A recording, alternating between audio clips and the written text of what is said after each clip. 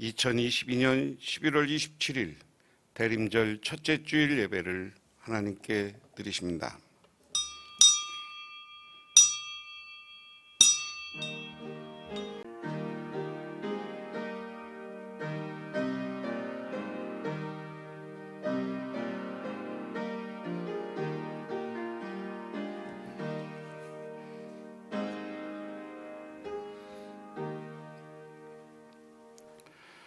주의 성도들아, 여호와를 찬송하며 그의 거룩함을 기억하며 감사하라.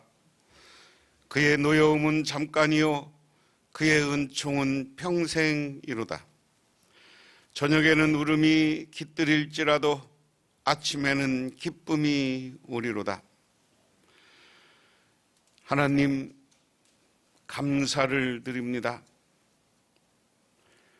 저희들 오늘도 어려운 환경 속에서 주님께 나와 기도하며 간구하며 예배를 드릴 수 있도록 허락하여 주시니 감사를 드립니다. 하나님, 우리는 오늘부터 이 땅에 오셨다 십자가에 매달려 돌아가시고 또한 부활하시고 승천하신 주님, 그분이 다시 오마 약속하신 그 재림의 약속을 믿으며 주님이 다시 한번 이 땅에 임재하기를 바라고 소망하는 마음으로 대림절기를 보내고 있습니다. 이 땅에 오셔서 우리를 구원하신 주님, 다시 오셔서 우리들 속에 있는 고난과 고통과 어려움을 극복하고 영원한 평안을 누리는 세상을 만들어 주시옵소서. 우리들에게 저 영원한 하나님 나라가 이루어지게 하옵소서. 예수님 이름 받들어 기도드리옵나이다. 아멘. 하나님의 말씀 봅니다. 하나님의 말씀은 이사야 60장 1절에서 9절 구약성경 1041쪽에 있습니다. 일어나라, 빛을 발하라.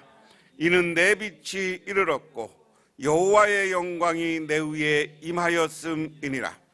보라, 어둠의 땅을 덮을 것이며 캄캄함이 만민을 가리려니와 오직 여호와께서 내 위에 임하실 것이며 그의 영광이 내 위에 나타나리니 나라들은 내 빛으로 왕들은 비치는 내 광명으로 나오리라.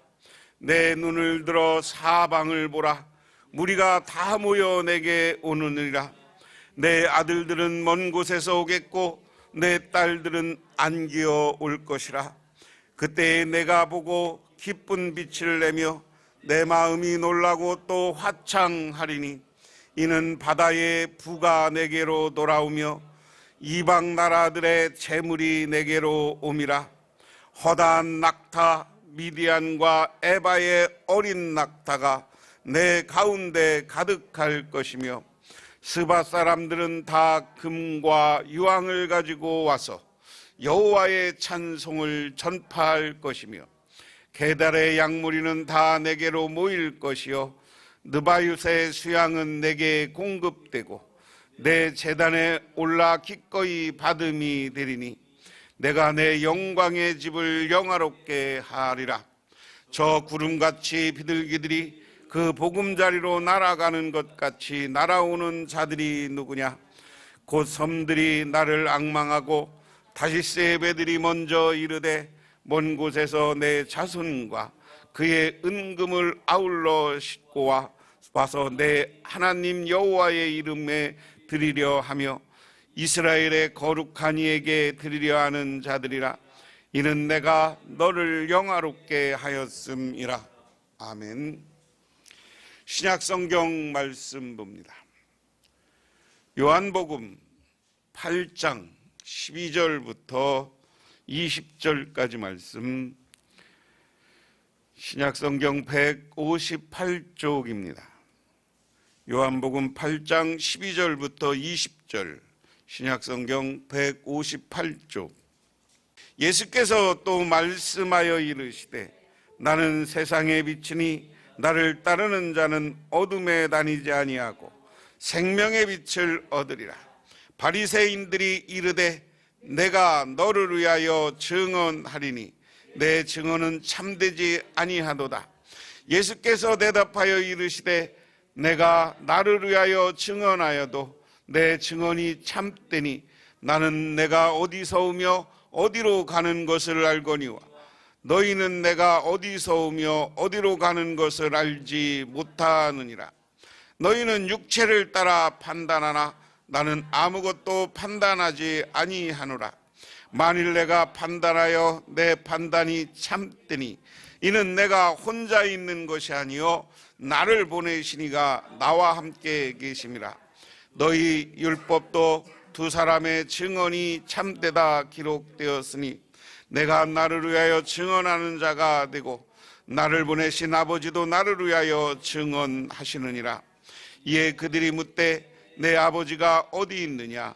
예수께서 대답하시되 너희는 나를 알지 못하고 내 아버지도 알지 못하는도다. 나를 알았다라면 내 아버지도 알았으리라. 이 말씀은 성전에서 가르치실 때 헌금 앞에서 하셨으나 잡는 사람이 없으니 이는 그의 때가 아직 이르지 아니하였음이로라. 아멘. 그림을 그리다 말고 쓰레기통에 던져버리곤 하던 화가가 있었습니다. 자기 마음에 들지 않으면 쓰레기통에 내팽겨치고 보고 싶지 않다라고 이야기합니다. 쓰레기통에 내팽겨친 그림을 보고 싶지 않은 자기의 인생이었으며 버림받은 미운 오리 새끼였습니다. 그런 날이면 화가는 자신이 미워 화실 구석에 앉아 오랜 시간 비탄과 시류에 잠겨 있었습니다. 그런데 그 외면당한 인생, 미운 오리 새끼를 모든 사람들의 찬사를 받는 최상의 백조로 변화시킨 공로자가 있었습니다. 그의 아내였습니다. 그녀는 쓰레기통에 버려진 그의 미완성의 꿈을 치우지 않고 정성스럽게 펴서 말없이 책상 위에다가 올려두곤 했습니다. 그러면 화가는 한참 그 그림을 주시하다가 잃어버린 꿈을 되찾고 다시 붓을 들어 그림을 그렸습니다. 이렇게 해서 완성된 작품이 전원 풍경, 목욕하는 여인 등입니다. 화가의 이름은 폴 세잔느입니다. 하마터면 역사의 뒷전에서 사라질 뻔한 작품이 사려 깊은 아내의 말없는 격려와 사랑으로 지금까지도 모든 이들의 가슴에 프루의 명작으로 남아있게 되었다 하는 겁니다. 우리의 행복은 가치의 재발견에 있습니다. 잃어버린 꿈을 다시 찾고 소중하게 가꾸는 사람들에게 기회가 되는 최상의 백조가 있다. 우리가 살고 있는 세상은 편안하지 않습니다. 어렵습니다. 왜 이렇게 힘겨운가 싶어요. 삶이라는 건 예수 믿고 바르게 살고 싶지만 늘 실패하고 좌절하고 아프고 고통스러운 게 이 세상의 삶이에요. 여러분 맨날 기쁘고 행복한 날만 있어요? 기쁘고 행복한 날이 있는가 하면 어느 날은 그냥 화나고 막 그런 날이 있어요. 오늘 이스라엘 백성들도 하나님을 믿는 백성이었지만 하나님을 믿고 하나님을 잘 섬기는 백성이었지만 바벨론에게 나라가 멸망하고 다시 돌아와서 스룹바벨과 함께 성전을 재건해 보았지만 그게 오래 가지 않고 또 로마에서 나라가 홀라당 망하고, 지금 이스라엘을, 예루살렘을 다스리고 있는 것은 헤롯 왕인데, 헤롯 왕은 유대인이 아니에요. 이방 사람인데 이스라엘까지 다스리게 했던 왕이에요. 그런데도 유대인들은 이 독립정신이 강하고 독립운동을 말하니까 그것을 막고 자기가 평온하게 이쪽을 다스리고 세금을 잘 걷기 위해서 예루살렘 성전을 엄청나게 화려하게 쳐줬어. 스룹바벨 성전보다 2배 크게 졌다는 게 학자들의 정설이야. 그리고 거기서 과거의 제사장들, 그리고 거기에 사내들인의 지도자들의 권리는 그대로 인정해 줬어. 그러는 사이에 세금을 얼마나 많이 뜯어갔나 하는 국민의 이 도리는, 그러면서 살짝 유대인들의 예배, 하나님 섬기는 것은 살짝 인정하면서 그 사람들이 그걸 이용해서 얼마나 유대 민중들, 가난한 사람들을 힘들게 했는지 몰라요. 그래서 오늘 예수님이 이 땅에 오셨을 때 예수님에게 다가오고 예수님을 따라다닌 사람들은 그 당시 기득권 세력에 있던 바리새인들이나 제사장들이나 서기관들은 거의 없어요. 대부분 가난한 사람들이에요. 예수님의 제자라고, 3대 제자라고 하는 베드로, 요한, 야고보는 누굽니까? 갈릴리 호수에서 고기 잡던 사람들이에요. 고기 잡던 사람들. 그런데 요만한 쪽배요, 옛날 나룻배 같은 노루, 그리고 여기에 돛을 달아서 다니면서 고기를 잡던 사람들이에요. 그리고 고개 잡으면 다 그게 자기 거냐? 뭐 세금 뜯기고 뭐 뜯기고 하면 없어요. 별로 흥미 없는 사람들 아닙니까? 그런 사람들이 예수님 쫓아왔어요. 그리고 예수님에게 따라왔을 때 우리가 5,000명을 먹이는 오병이의 기적이나 예수님에게 와서 병 고친 사람들이나 다 연구해 보면 병원, 의원, 의사들에게 한번 찾아가지 못해 본 사람들이에요. 그냥 아픔과 고통을 자기 것으로 알고 그냥 그렇게 살던 사람들. 그래서 어떻게 보면 이 땅에서 삶이라는 게 그렇게 희망이 있는 삶이 아니야. 재미있는 삶이 아니야. 기쁜 삶이 아니었습니다.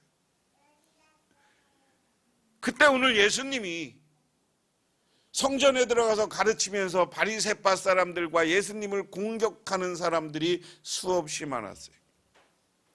그리고 오늘 말씀, 신약성경 말씀 본문 앞부분에 보면 간음하다가 바람피다가 잡혀와서 사람들에게 돌 맞아 죽일 사람을 예수님이 너희들이 이 사람만큼 죄가 없느냐, 정죄할 죄 없는 사람이 돌로 치라 그러니까 다 도망가서 이 여인을 살려준 이야기가 앞에 나와요.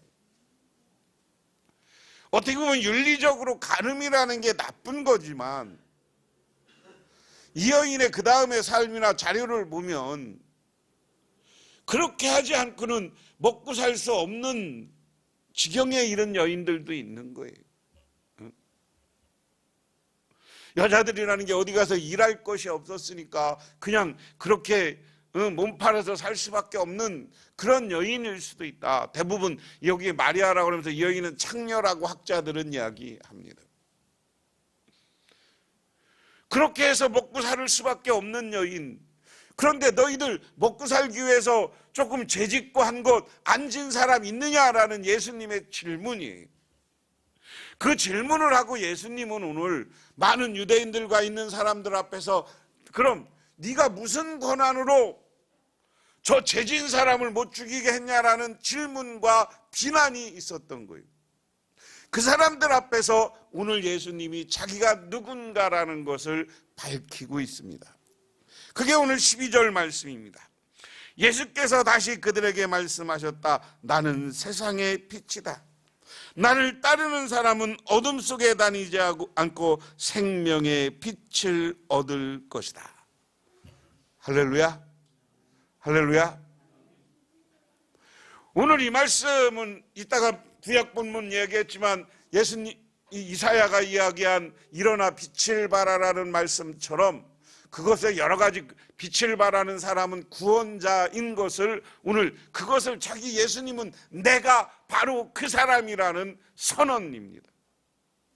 망해버리고 힘들고 오늘 고통받는 사람들에게 새로운 빛이라는 것은 희망이에요. 빛이라는 건 새로운 출발을 가리키고 있는 줄 믿으시기 바랍니다. 여러분, 빛이라는 게 얼마나 위대한 거예요. 그리고 빛이라는 건 뭡니까? 빛이 없으면 여러분 우리 농사구먹고 아무것도 안 되는 거예요. 빛이 있어야 새 생명이 오르고 거기서 그 빛을 받고 생명이 올라가고 그리고 생명이 트이고 거기서 생산이 되고 우리가 먹고 살 수 있게 만드는 거예요. 우리 사람들도요, 여러분 하루에 최소한 30분 정도는 빛을 쬐줘야 된대. 여러분 춥다고 겨울에 방 안에만 있으면 안 된다는 게 비타민 D라는 게 있는데 이건 태양을 쬐는 것을 통해서만 우리에게 들어오는 거예요. 이 빛이라는 것은 우리 인간부터 모든 생명을 존재하게 하는 겁니다. 믿으십니까? 그러면 오늘 예수님은 내가 빛이다라는 것은 너희들에게 생명을 주고 너희들을 구원해주고 너희들도 이 땅에서의 모든 고난과 슬픔과 어려운 문제를 해결해 주시는 분이 우리 주님이신 줄 믿으시기 바랍니다. 바로 예수님이 그거예요. 그러면서 오늘 여기서 뭐라고 합니까? 나는 생명의 빛이다. 빛인데 그냥 빛이 아니라 생명의 빛이에요. 오늘 이 생명의 의미는 이 땅에서 우리가 생명을 얻고 살아가는 것과 또 하나는 영원히 구원받고 영생을 얻는 두 가지의 생명을 다 이야기하는 겁니다. 예수님이 빛이라는 것은 우리를 이 땅에서와 그리고 영원한 삶, 우리를 구원해주는 빛으로 예수님이 오셨는 줄 믿으시기 바랍니다. 그런데 그 다음에 13절에 바리새파 사람들이 예수님께 말하였다. 당신이 스스로 자신에 대하여 증언하니 당신의 증인은 참되지 못하오. 이것도 지들 재판하는 걸 이용해서 네가 암만 빛이라고 해도 이 사람들이라는 게 조금 배워놓으면 그 틀을 못 벗어나. 이스라엘 사람들은 바리새파 사람들이 어디 가서 법을 갖고 재판할 때 증인이 2명이 있어야 돼. 증인이 2명. 그런데 예수님은 네가 스스로 빛이라니까 지 재판하는 것 따라서 너는 그런데 그거 다 내가 믿을 수 없다. 그 얘기요. 이 바리새파 기득권 세력들은. 그러면서 예수께서 그들에게 대답했다. 비록 내가 나 자신을 증언할지라도 내 증언은 참되다. 내가 어디서 와서 어디로 가는지 알고 있기 때문이다. 그러나 너희는 내가 어디에서 왔는지도 모르고 어디로 가는지도 모른다. 너희는 사람의 정한 기준을 따라 심판한다. 나는 아무도 심판하지 않는다. 야, 내가 나를 빛이라고 그러는데 니들 왜 안 믿어? 예수님 그 얘기. 나는 내가 어디서 왔는 줄도 알고 어디로 가는 줄도 안다.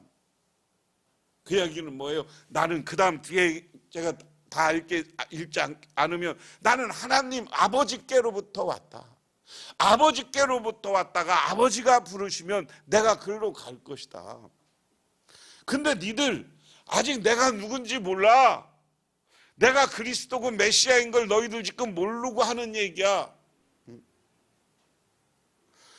예수님이 우리에게 빛이 되고 우리에게 생명이 되고 우리의 구원자가 되려면 우리는 이 바리새파 사람들처럼 예수님은 의심하는 사람이 아니라 예수를 빛으로 믿고 나의 구원자로 믿고 나에게 생명 주실 분인 줄 믿으시기 바랍니다.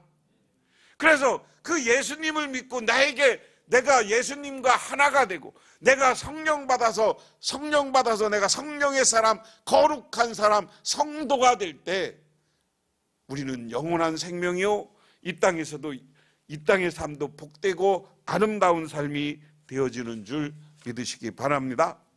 우리 예수님은 빛이신 분이야. 우리는 그 빛의 그늘 아래 가 있으면 예수님의 빛을 바라보고 예수님을 믿고 바라보면 예수님은 우리에게 영원한 생명을 주시고 영원한 구원을 허락하시고 우리에게 아름다운 행복과 기쁨을 주시는 줄 믿으시기 바랍니다. 오늘 구약 성경도 비슷한 얘기인데 오늘 구약 성경 이야기는 갑자기 예루살렘에서 일어나 빛을 비춰라. 구원의 빛이 너희에게 빛이었으며 주님의 영광이 아침에처럼 너희 위에 떠올랐다. 오늘 그러면 빛이신 예수님을 따른 사람, 예수님이 아까 이야기한 나의 빛이라고 선언한 건 오늘 이 본문의 이야기를 자기라고 이야기하는 것이에요. 내가 여기 이것은 이 빛은 이스라엘 백성들이 새로운 구원자가 나타나는 것을 이야기해요. 그리고 이스라엘 백성들에게서 그 구원자가 나타났을 때 너희도 그 빛과 연합해서 너희도 세상의 빛이 되라는 거예요. 세상에 존경받는 사람이 되라는 거예요. 세상 사람들로 하여금 인정받는 사람이 되라는 거예요. 그러면서 2절에 어둠이 땅을 덮으며 짙은 어둠이 민족을 덮을 것이다. 그러나 오직 너희 위에는 주님께서 아침에처럼 떠오르시며 그의 영광이 너희 위에 나타날 것이다. 할렐루야. 오늘 보면 어둠이 땅을 덮고 짙은 어둠이 민족을 덮을 것이다. 여러분 이것은 이스라엘 백성들에게 국한한다면 이스라엘 백성들에게 어둠이 온다는 건 뭐예요?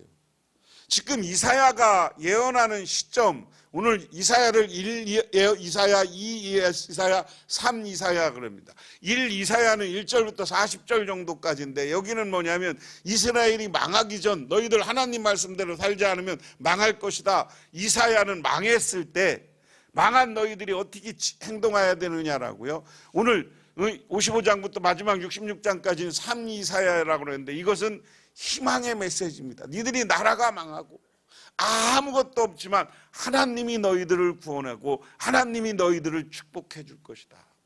오늘 그것의 가장 압축적인 게 오늘 60장 1절부터 9절이에요. 너희들 지금 나라가 망했고 나라가 흩어졌고 그리고 다 믿을 것이 없고 저기 가서 포로 생활하고 바벨론은 얼마나 악독했느냐면 이스라엘 백성들이 예루살렘에 들어오들 못하게 했어요. 그때부터 이스라엘 백성들은 떠돌이가 되는 사람들이 떠돌이로 살아야 됐어요. 근데 그런 떠돌이 집 한 채 없고 자기 고향으로 돌아갈 수도 없는 인생, 얼마나 슬픈 인생입니까? 얼마나 어둠입니까? 그런데 그런 어둠 속에서도 우리 하나님이 너희 위에 하나님이 빛으로 임할 것이다. 그리고 너희 빛을 보고 하나님이 찾아오고 너희들은 왕이 떠오르는 너희의 광명을 보고 너희에 올 것이다. 그래서 너희는 빛이가 되면 3절에 이방 사람들이 너희 빛을 보고 찾아오고 왕이 떠오르는 너희의 광명을 보고 너에게 돌아올 것이다. 눈을 들어 사방을 둘러보라. 그들이 모두 모여 너에게로 오고 있다. 너희 아들들이 먼 곳으로부터 오며 너희 딸들이 팔에 안겨서 울 것이다. 할렐루야. 오늘 이스라엘 백성들이 새롭게 일어나 빛을 발하는 것은 빛이신 하나님을 믿고 하나님과 하나 되라는 거예요. 하나님과 하나 되면 뭐냐?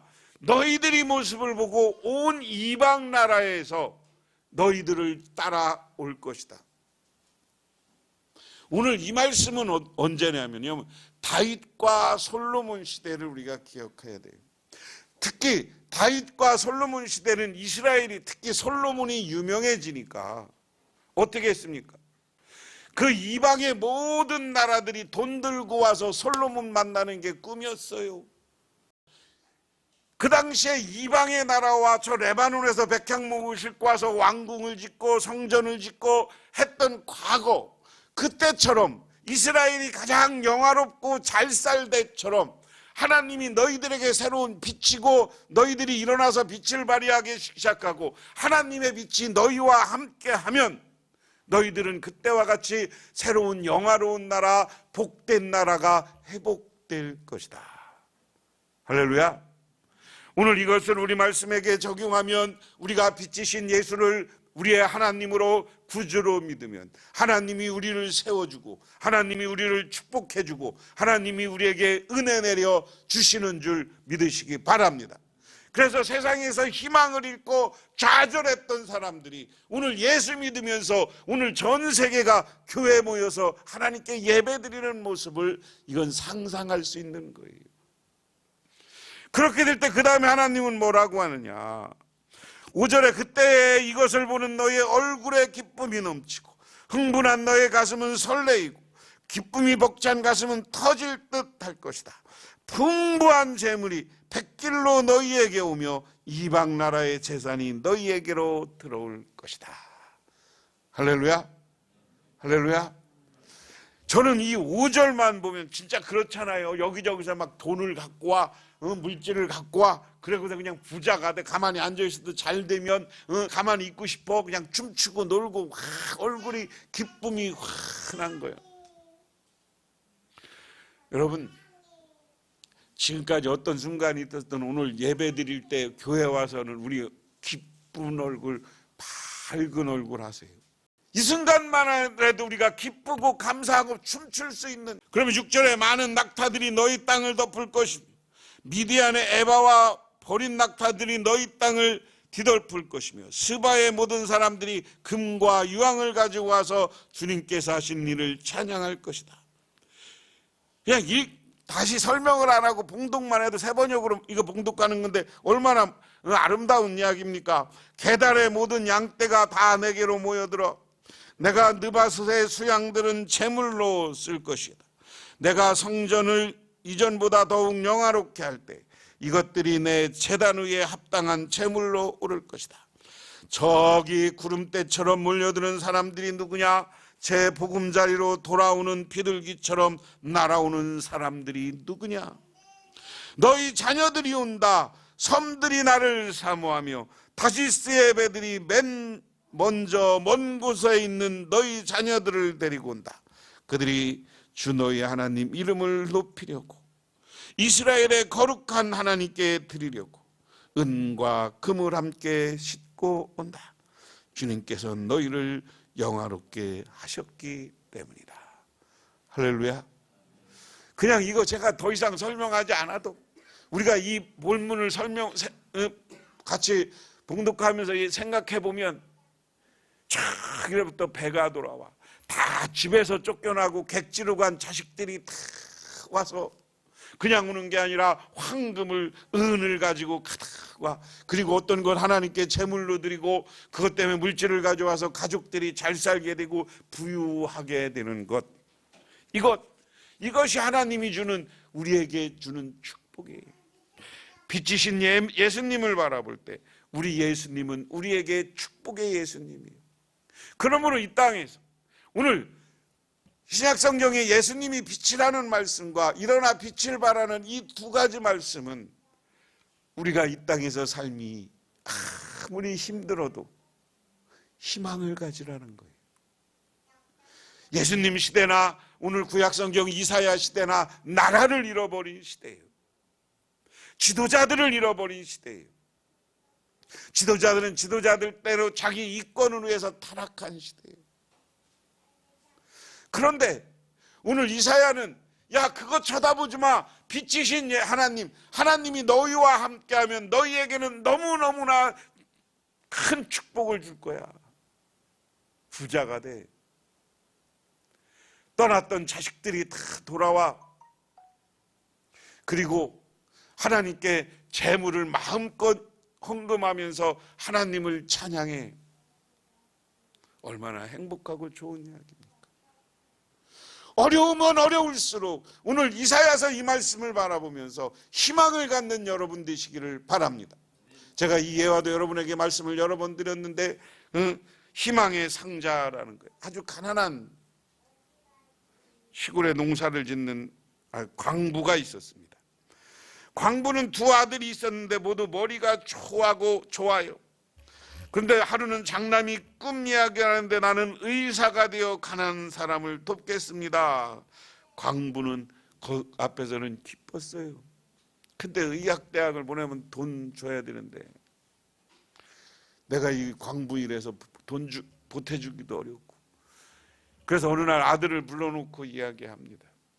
야, 내가 너희들 용돈 뭐 부자 가난해서 등록금을 다 줄 수가 없어. 가서 너희들이 돈 벌면서 같이 공부해. 그런데 나는 너희들하고 같이 이 상자에다가 열심히 벌어서 너희들을 돕기 위한 돈을 모아놓겠다. 그러니까 나도 너희들을 위해서 나중에 뒷바라지는 못하지만 네가 의사가 되면 한번 병원이라도 져줄 수 있게 하려고 열심히 돈을 한번 모아보겠다. 그러면서 상자를 하나 놓고 열심히 무엇인가를 해요. 근데 그 아들이 그래서 자기도 고학하면서 어느 날 의과대학을 나오고 의사가 됐어. 그럼 어느 날 집에 돌아와서 아버지하고 이야기하는데, 의사가 됐으니까 아버지 저 상자에 대체 뭐가 있어요? 한번 열어봐라. 그러니까 상자에 열어보니까 아무것도 없더랴. 응? 그러니까 아버지 말이 걸작이야. 내가 너희들한테 해줄 건 없고 너희들한테 여기다 내가 무엇을 모은다는 희망을 주고 싶었다.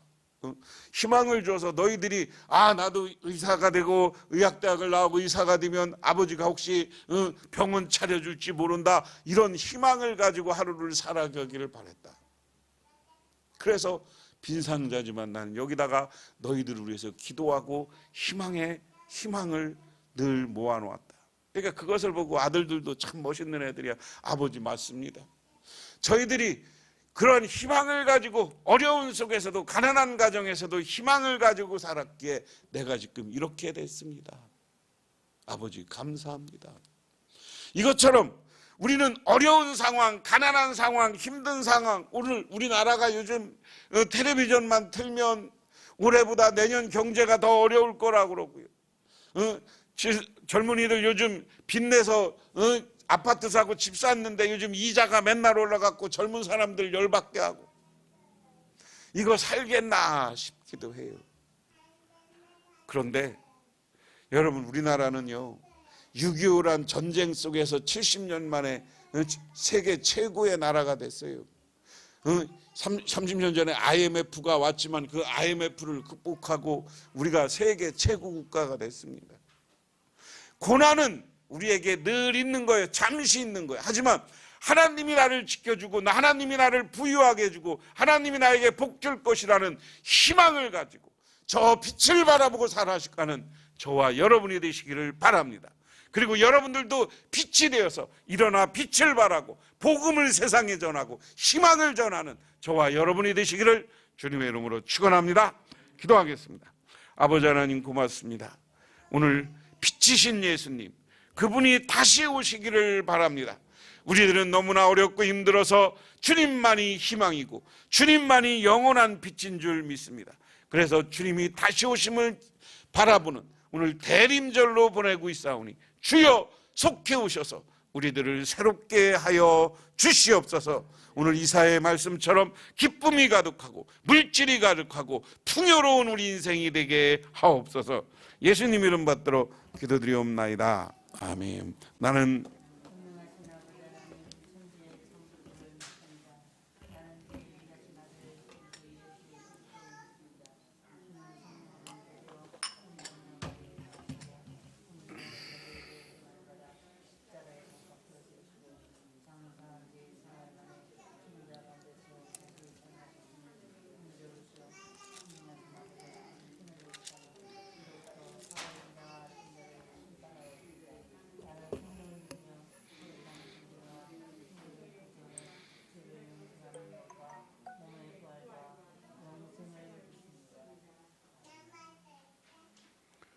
찬송가 405장을 다 같이 부르십니다.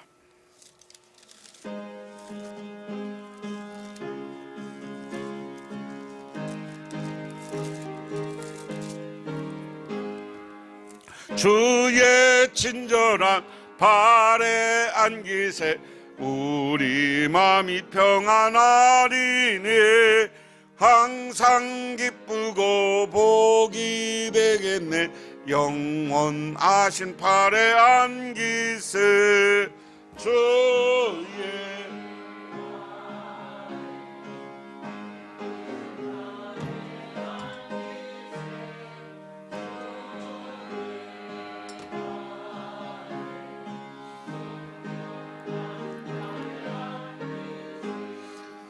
날이 갈수록 주의 사랑이 두루 광명하게 비치고 전성 가는 길 편히 가리니 영원하신 발에 안기세. 주의 발에 그 크신 발에 안기세. 주의 발에.